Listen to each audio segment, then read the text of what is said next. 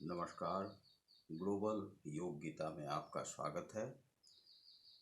और आज आप देखेंगे कि प्रथम अध्याय में 27वें 28वें श्लोक के विषय में। तो सबसे पहले प्रारंभ करते हैं। नमस्कार आप लोगों को और बहुत बहुत स्वागत है आपका ग्लोबल योग गीता में।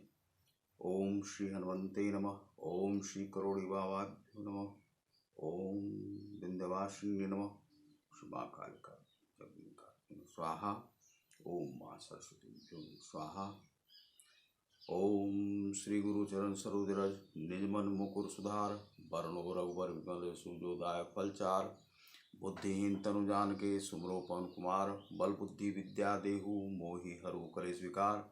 जय हनुमान ज्ञान सागर जय कपिस्तु लोक जागर रामदूत अतुलित बलधामा अंजनी पुत्र पवन सुत नामा महावीर विक्रम बजरंगी कुमति निवार सुमति के संगी कंचन बरन विरास सुईसा कानन कुंडल कुंचित केसा। इसके बाद जो पश्चाताप के लिए है, क्योंकि जो युद्ध हुआ था उसमें महावीर बहुत ज़्यादा भारतीय आत्माओं का ह्रास हुआ था और उनके लिए एक पश्चाताप वंदना कर लेना आवश्यक है। ओम आवाहनम ना जानामि नैव जानामि पूजनम विसर्जनम ना जानामि क्षमस्व परमेश्वर मंत्रहीनम क्रियाहीनम भक्तिहीनम सुरेश्वर यत् पूजितम मया देवी परिपूर्णम तदस्तु मे यदक्षर पदभ्रष्टम मात्राहीनम च यद् भवेत् तत्सर्वं क्षम्यताम देवी प्रसीद परमेश्वर। यस्य अस्मित्या च नामोक्त्या तपो यज्ञ क्रियादिषु न्यूनम संपूर्णताम याति सद्यो वंदे तमच्युतम प्रमादात् कुर्वताम कर्म प्रचवेताधुरीषु यत् स्मरणादेव तद्विष्णु संपूर्णम स्यादिति श्रुति। ओम नमोस्तुन्ताय सहस्रमुखे सहस्रपादाक्षुर्वाहवे सहस्रनाम्ने पुरुषाय शाश्वते सहस्रकोटि उदाहरणे नमः। ओम। इसके बाद शांताकारम भुजगशयनम की वंदना करें। ओम श्री कृष्णाभ्यो स्वाहा गंगणपत्यो स्वाहा। ओम शांताकारं भुजगशयनं पद्मनाभं सुरेशं विश्वाधारं गगनसदृशं मेघवर्णं शुभांगमं लक्ष्मीकान्तं कमलनयनं योगी विद्यानुगम्यं वन्दे विष्णुं भवभयहरं सर्वलोकैकनाथं यं ब्रह्मा वरुणेन्द्र रुद्रमरुतः स्तुवन्ति दिव्ये अस्त्वे वेदे सांगपद क्रमोपनिषद गायन्ति यं सामगा ध्यानावस्थित तद्गतेन मनसा पश्यन्ति यं योगिनो यस्यान्तं न विदुः सुरासुरगणाः देवाय तस्मै नमः। ओम श्री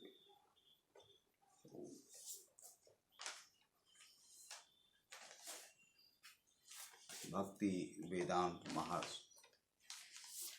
प्रभुपाद महाशय के द्वारा ओम तान समीक्ष्य स कौन्तेय सर्वान् बन्धून् व स्थितान् कृपया पर्याविष्टो विसीदन्निदं ब्रवीत। तान समीक्ष्य स कौन्तेय सर्वा बंधन, उसके लिए तान उन सब को दैम फॉर दैम। समीक्ष समीक्ष मीन्स देखकर, लुक एट दोज पीपल। सह वह ही दे। कौन्तेय कुंती पुत्र द सन ऑफ कुंती। सर्वान सभी प्रकार के, मेनी टाइप्स। बंधुन संबंधियों को, रिलेटिव्स। अवस्थितान स्थित, कृपया दयावश, काइंडनेस। पर्या अत्यधिक, एक्सीड। आविष्ट अभिभूत, विषदन शोक करता हुआ। इदम इस प्रकार, अब्रवीत बोला। जब कुंती पुत्र अर्जुन ने मित्रों तथा संबंधियों की इन विभिन्न श्रेणियों को देखा तो वह करुणा से अभिभूत हो गया और इस प्रकार बोला। तो यहाँ पर जो अर्जुन है, अर्जुन ने श्री कृष्ण से कहा कि आप इस रथ को लेकर बैटलफील्ड के मध्य में लेकर चलें और वहाँ पर जो है इसे स्थित करें, खड़ा करें। तो उन्होंने उसे खड़ा कर दिया है। और जब अर्जुन ने दोनों तरफ के योद्धाओं को देखा तो उन्हें बड़ा ही भाव विभोर हो गए।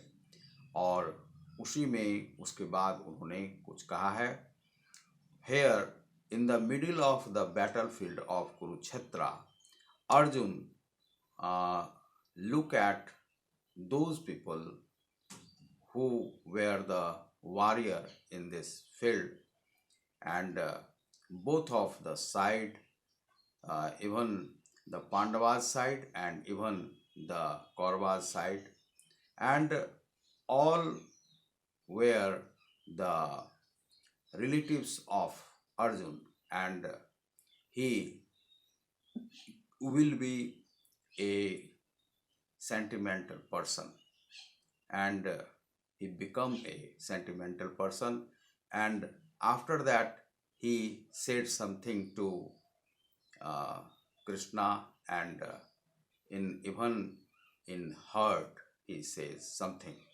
So Bhakti Vedanta Prabhupada Mahashaya Arjun Uvacha दृष्टवेवं स्वजनम कृष्ण युयुत्सुं समुपस्थितं सीदन्ति मम गात्राणि मुखम च परिशुष्यति।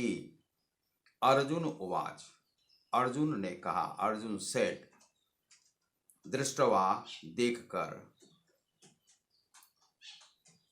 लुक एट दोज वॉरियर्स, इमम इन सारे, फॉर देम, स्वजनम संबंधियों को, रिलेटिव्स, कृष्ण हे कृष्ण, युत्सुम युद्ध की इच्छा रखने वाले, the desire of the war, समुपस्थितम उपस्थित, सीदंती कांप रहे हैं, मम मेरे, गात्राणि शरीर के अंग, मुखम मुंह माउथ, एंड च भी परिशुष्यति सूख रहा है। This is the whole effect of the war, and after seeing those people, those warrior, Arjun has a problem in heart and body, and his body is thrilling and dared and feared from something. Arjun ने कहा कि हे कृष्ण, इस प्रकार युद्ध की इच्छा रखने वाले अपने मित्रों तथा संबंधियों को अपने समक्ष उपस्थित देखकर मेरे शरीर के अंग कांप रहे हैं और मेरा मुंह सूखा जा रहा है। अर्जुन ने कहा श्री कृष्ण से, Arjun said to Sri Krishna that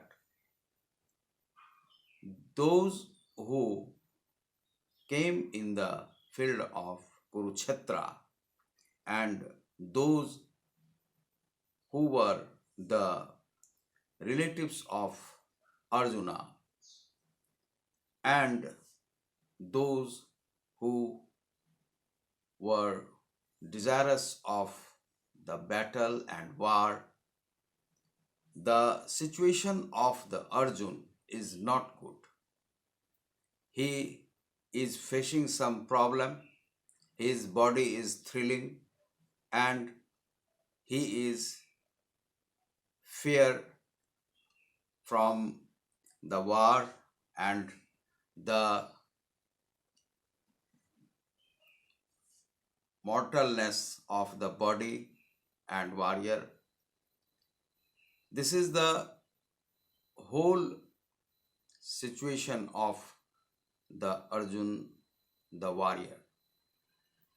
And he said to Sri Krishna, Shri Krishna को वे बताते हैं कि यहाँ की जो स्थिति है वह देखकर वे भयभीत हो रहे हैं, डर रहे हैं कि युद्ध की इच्छा को लेकर के उनके संबंधी कैसे उनके विरुद्ध खड़े हो गए हैं। यह भारत की स्थिति है। युद्ध किन परिस्थितियों में होता है? युद्ध की आकांक्षा लेकर के कौन लोग खड़े हो जाते हैं? तो यह युद्ध की इच्छा होती है स्वार्थ को लेकर के। मनुष्य का जब स्वार्थ टकराता है, मनुष्य का जब स्वार्थ बहुत बढ़ जाता है, उसी स्थिति में युद्ध की इच्छा लोग करने लगते हैं। हालांकि उन्हें पता नहीं होता है कि युद्ध का परिणाम क्या होने जा रहा है। युद्ध का परिणाम कभी भी अच्छा नहीं होता है। मृत्यु जीवन का परिणाम है, लेकिन वह नेचुरल डेथ हो तब, अर्थात जो प्राकृतिक रूप से जो मृत्यु होती है वह मृत्यु ईश्वर प्रदत्त है, प्रकृति प्रदत्त है। लेकिन जो मृत्यु युद्ध के बाद और अकाल मृत्यु से प्राप्त हो, वह मृत्यु कभी भी शुभ नहीं होता है। ऐसा बताया भी गया है कि अनेक जगहों पर कि जो अकाल मृत्यु में जो लोग मारे जाते हैं, उनकी आत्माओं की शांति नहीं होती है। उनकी आत्माएं भटकती रहती हैं, और चाहे जो भी भूत प्रेत चुड़ैल ये सब जो भी बनते हैं, वह किस प्रकार से बनते हैं? वह अकाल मृत्यु प्राप्त करके ही मरते हैं। कहा जाता है कि जो स्त्रियां गर्भवती होती हैं और उनकी अकाल मृत्यु हो जाती है, तो उसकी आत्मा को कभी शांति नहीं मिलती है। और जो मनुष्य अकाल मृत्यु में मारा जाता है, चाहे वह एक्सीडेंट से मारा जाता हो या किसी भी प्रकार से, तो जिसकी समय के साथ मृत्यु नहीं हुई, समय से पूर्व ही मृत्यु हो गई, उसकी जीवन जीने की जो इच्छा है वह पूर्ण नहीं होती है। और इच्छा के पूर्ण नहीं होने के बाद वह जो जिसकी इच्छा पूर्ण नहीं हुई, वे अकाल मृत्यु को प्राप्त हो जाते हैं और उनकी आत्मा भटकती रहती है। तो यह अकाल मृत्यु के लिए जो युद्ध में स्वार्थवश खड़े हो गए हैं, वे कौन से लोग हैं? अर्जुन ने देखा, जब बीच मध्य में उन्होंने कहा श्री कृष्ण को कि आप इस रथ को ले चलिए और लेकर खड़ा होइए, और दोनों तरफ की सेनाओं को जो उसके साथ लड़ना चाहते हैं, वे देखना चाहते हैं कि वे कौन से संबंधी हैं, सगे संबंधी हैं। और जो मैडनेस है, जो पागलपन है दुर्योधन का, उस दुर्योधन के पागलपन को पूरा करने के लिए इस युद्ध के भूमि में उनसे लड़ने के लिए चले आए। 5 गांव ही तो मांगा था। 5 गांव उन्हें चाहिए था कि 5 गांव मिल जाता, वे युद्ध नहीं करते। लेकिन जो कौरव की जो सेना है, धृतराष्ट्र की आंखों पर जो इतना अंधत्व चढ़ा हुआ है, वह देना नहीं चाहता था। और देना धृतराष्ट्र नहीं चाहता, धृतराष्ट्र का भी स्वार्थ था और यहाँ पर दुर्योधन का भी स्वार्थ था। दुर्योधन अपने पिता के सर पर इतना सवार था कि वह हर चीज हड़प लेना चाहता था। वह अपने जो चचेरे भाई हैं उन लोगों को कुछ देना नहीं चाहता था। सबसे पहले तो उसने उसकी पत्नी को हथियाने का प्रयास किया, जो द्रौपदी थी, और द्रौपदी को भरी सभा में नंग करने का प्रयास किया। यह जो प्रयास था, यह दुर्योधन ने अपनी दुष्टता को दिखाया कि वह किस प्रकार का एक दुष्ट व्यक्ति है, और वह समाज की भर्त्सना को भी नहीं समझता है, समाज जो उसे कोसेगा उसे भी नहीं समझता है। तो उसने एक स्त्री का अपमान करने का भरी सभा में सोचा, जहां पर कि उनके पितामह, दादा, पिता सब बैठे हुए हैं उस भरी सभा में, और मात्र किसी वजह से, अपमान की वजह से उसका वह अपमान करना चाहता है। यही एक युद्ध का कारण बना श्री कृष्ण को, इसीलिए जो कि उसे अपनी बहन के समान मानते थे और सखा भी थे वे, तो वे इस युद्ध में कूद पड़े। तो यहाँ पर जो स्वार्थवश यह युद्ध लड़ा जा रहा है उसमें अर्जुन बहुत भयभीत हैं इस युद्ध के परिणाम को देख करके। और वे कहते हैं कि रथ पर खड़े हैं, वे कहते हैं कि हे श्री कृष्ण, ये जो हमारे कुटुंबी जन लड़ने के लिए हमारे खिलाफ में आए हैं, हमारे विरुद्ध में, इनको देख करके हमारा शरीर जो है सो कांप रहा है, भयभीत हो रहा है। हम युद्ध नहीं लड़ना चाहते हैं, भयभीत हैं कि हम किन्हें मारने जा रहे हैं, किनके खिलाफ हम खड़े हैं और ये लोग किनके खिलाफ खड़े हैं। जो कल तक हम लोग मिल बैठकर बात करते थे, आज वही बात की समाप्ति हो रही है। ये श्री कृष्ण से कहते हैं कि उनका शरीर कंपन कर रहा है, थ्रिलिंग जो है बॉडी में हो रहा है। तो यह तो उनकी स्थिति है। यहाँ पर जब हम श्यामाचरण लाहिरी महाशय के योग का वर्णन करते हैं तो श्यामाचरण लाहिरी महाशय यहाँ पर कहते हैं कि जो लोग साधन मार्ग में प्रवृत्त हो गए हैं, वे जो साधन मार्ग में प्रवृत्त होने वाले जो व्यक्ति हैं, वे सभी लोग एक दूसरे को देख करके चाहते हैं कि वे भी ईश्वर को प्राप्त कर लें। लेकिन क्या ईश्वर को प्राप्त करना इतना आसान है? साधन मार्ग में देखा देखी एक दूसरे के सभी कूद आते हैं, लेकिन वे अपने लक्ष्य को प्राप्त नहीं करते हैं। कोई यहाँ गिरा, कोई वहाँ गिरा, एक दिल के टुकड़े हजार हुए, कोई यहाँ गिरा, कोई वहाँ गिरा, यह स्थिति है यहाँ पर। तो अपने लक्ष्य तक वह पहुँच नहीं पाता। प्रथम चरण में ही कुछ लोग साधन को छोड़ देते हैं, द्वितीय चरण में छोड़ देते हैं।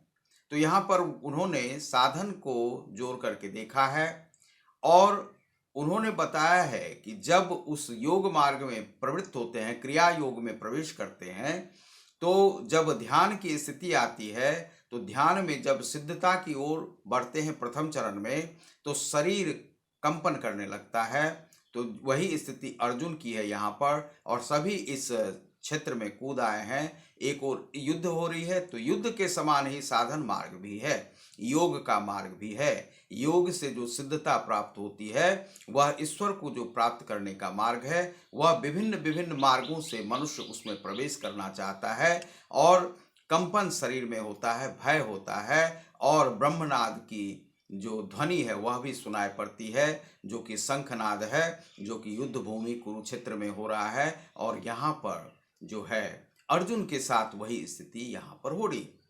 तो यह है कि बहुत सारे लोग जो इन चरणों को देखते हुए आगे बढ़ जाते हैं, तो युद्ध भूमि को समझकर युद्ध को लड़ते हैं, साधन मार्ग में प्रवृत्त होते हैं, तो उनकी सिद्धि जो है सो सिद्धि की प्राप्ति अवश्यंभावी होती है।